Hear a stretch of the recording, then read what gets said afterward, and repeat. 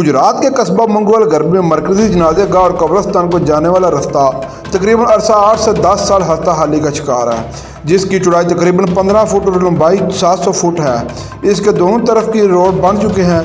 बलदियाती निज़ाम बहाल होने के बाद भी इसकी कोई सुनवाई ना हो सकी। हल्की सी बारिश होने की देर है, यह रास्ता कीचड़ की शक्ल इख्तियार कर जाता है, जिससे अहले इलाका को अपने प्यारों की मैयत को ले जाते हुए दुश्वारी का सामना करना पड़ता है। ये मरकजी कब्रस्तान और मरकजी जनाजे का मंगोल गर्भी का रास्ता है। आप देख सकते हैं किस तरह टूट फूट का शिकार है। अरसा 8 से 10 साल से इस रोड की खस्ता हाली है। यहाँ पे जितने भी फंड आते हैं बाब इख्तियार जो है अपनी मर्जी के मुताबिक लगा देते हैं।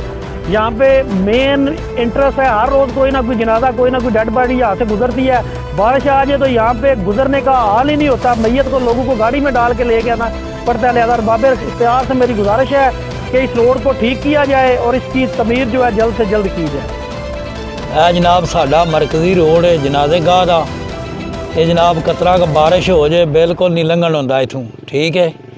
कोई भी बिल्कुल रास्ता है ही को नहीं, खराब है, टुटी भजी सड़क है। ज़्यादा मेहरबानी की जाए जनाब, तमीर की जाए।